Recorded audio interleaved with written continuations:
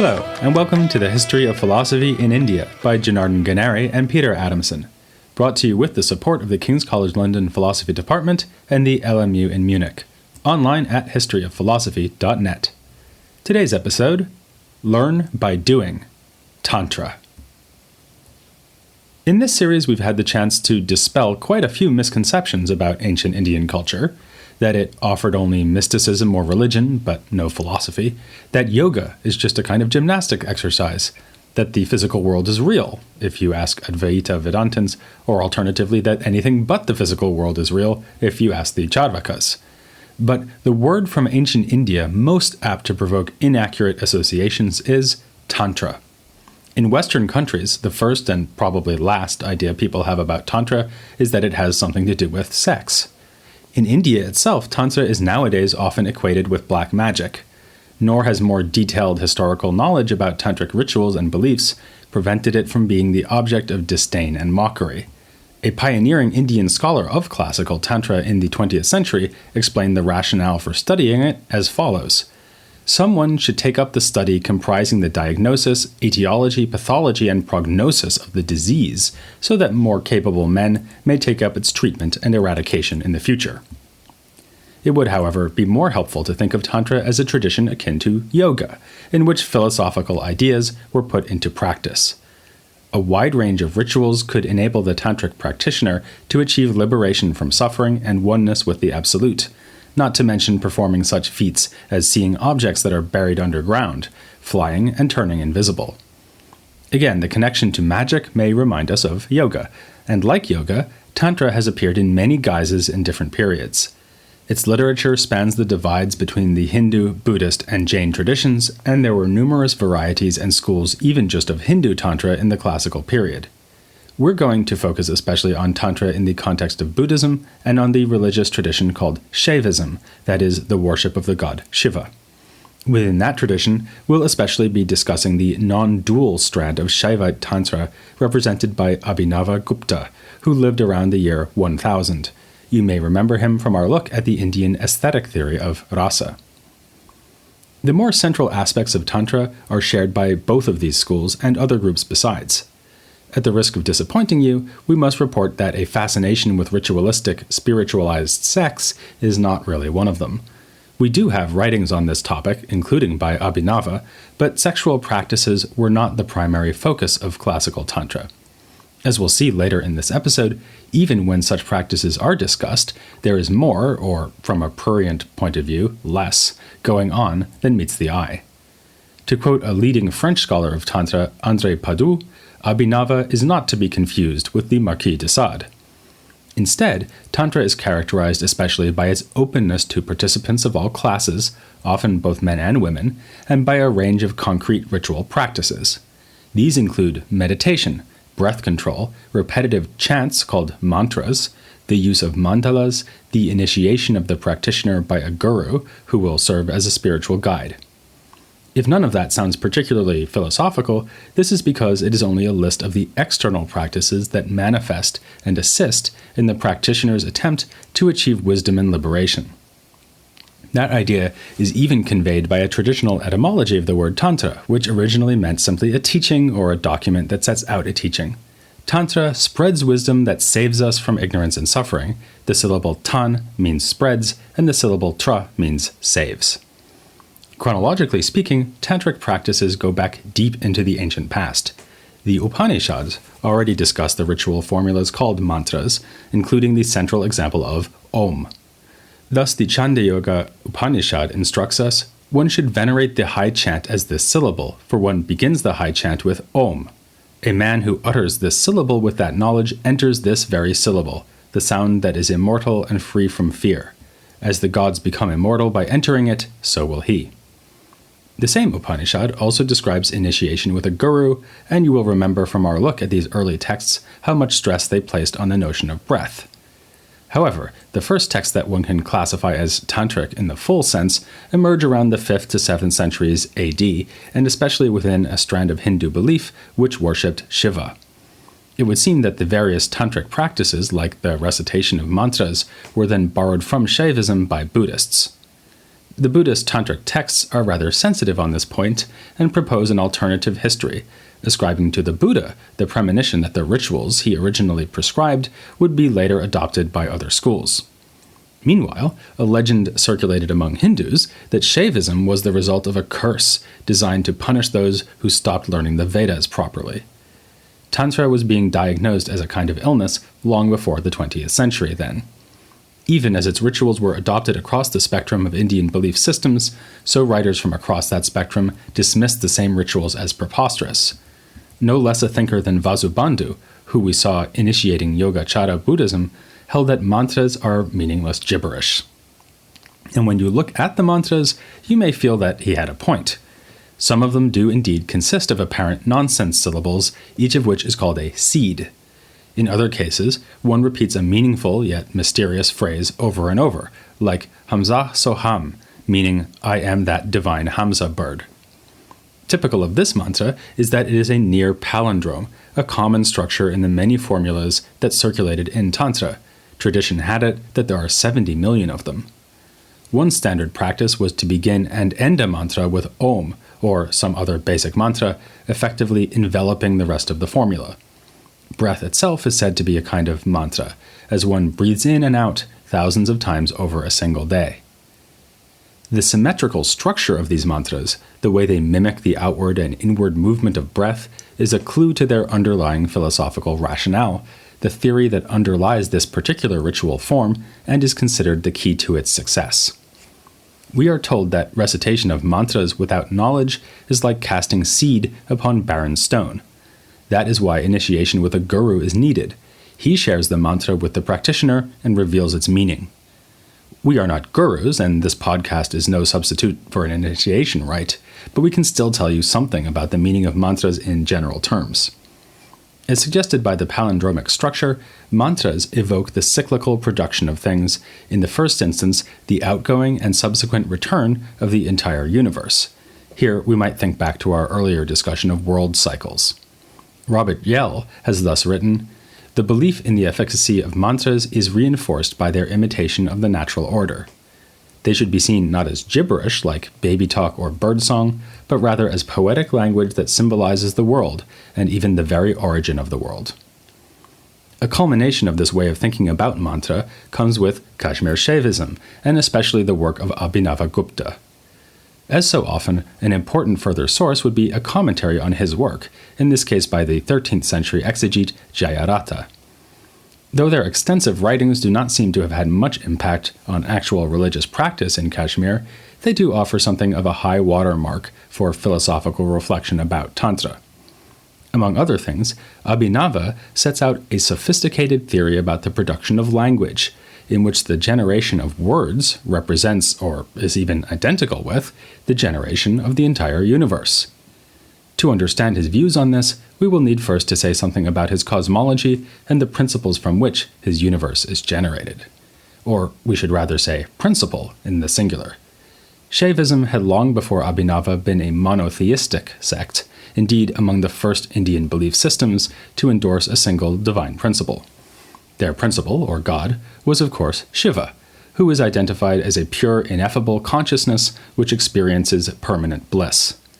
Abhinava says that attempting to grasp it is like trying to step on the shadow of your own hat while wearing it.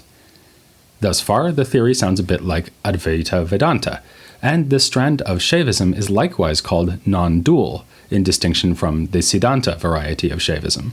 The Siddhanta Shaivites acknowledged the reality of the physical world, but regretted it deeply, seeing their religious rites as a means for escaping the suffering of this world.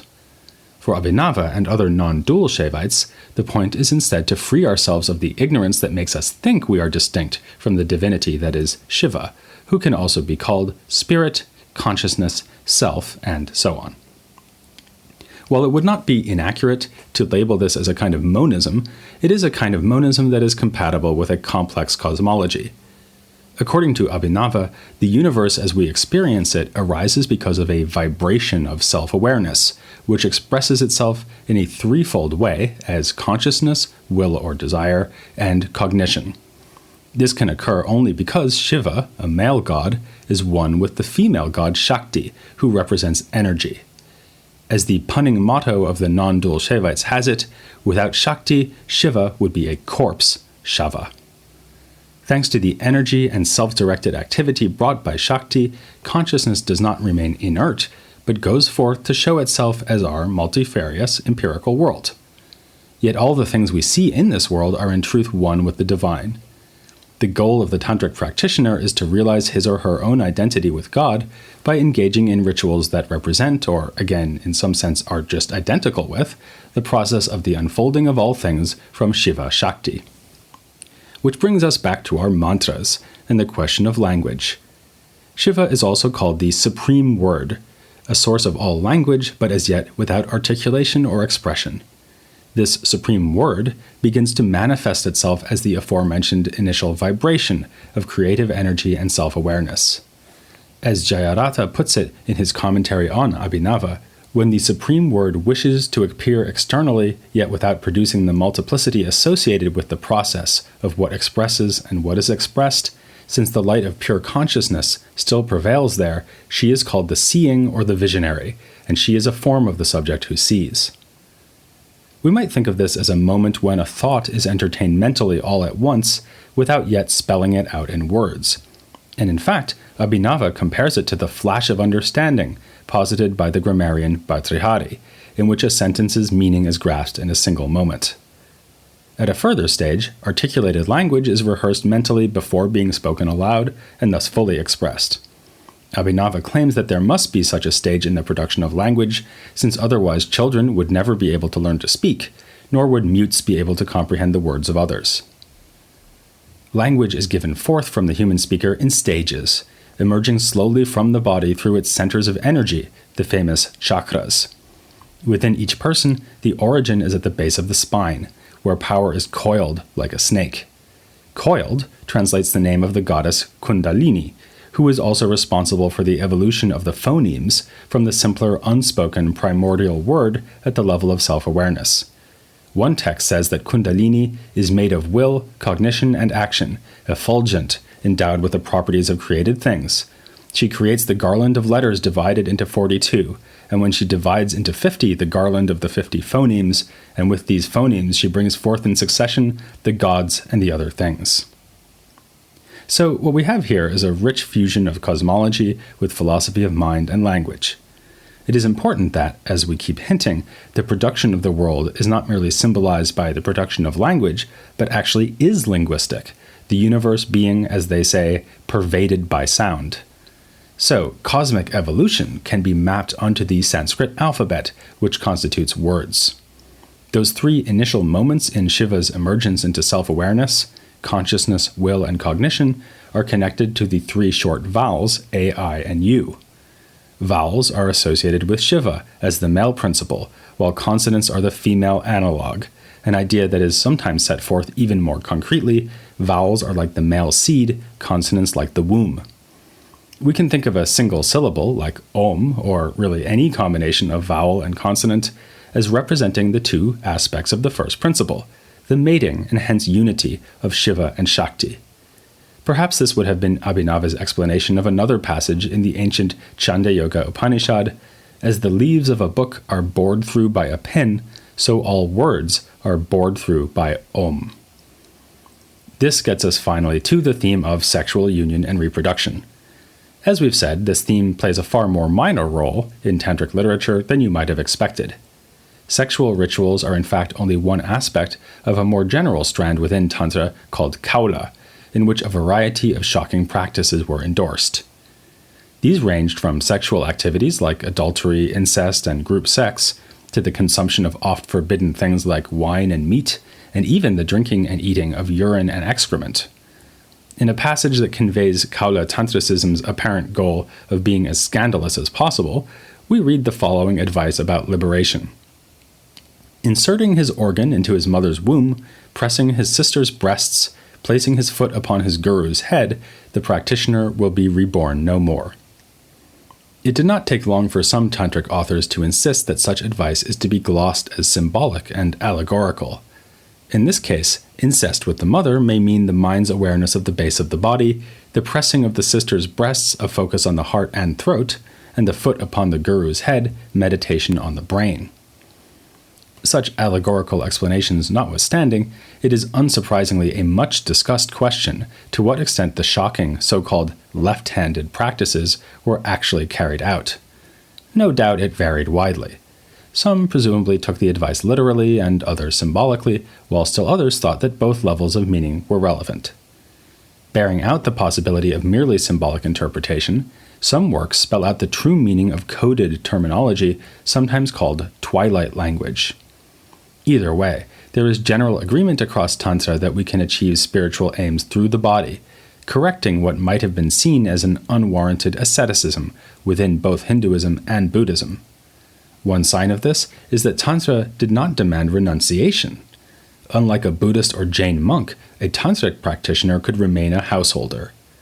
Another sign is that many Tantric texts display the frank ambition to achieve worldly advantages, hence the talk of performing magical feats like invisibility, of using Tantra to gain victory in battle, or even to do alchemy. Then too, even when sex and other rituals were practiced concretely, just as one would genuinely recite mantras thousands of times and not just talk idly about doing it, the aims were always spiritual. Thus, the sexual act would be a way of realizing one's identity with the union between male and female in the principle of Shiva Shakti, and would involve long practice control and often the avoidance of climax. As one scholar has written, the sublimation and focus on self-mastery mean that what is occurring psychologically and physiologically in those practices bears very little resemblance to sex as we generally understand it, since Buddhist tantric assumptions and aims are virtually indistinguishable from those of traditions more readily recognized as ascetic.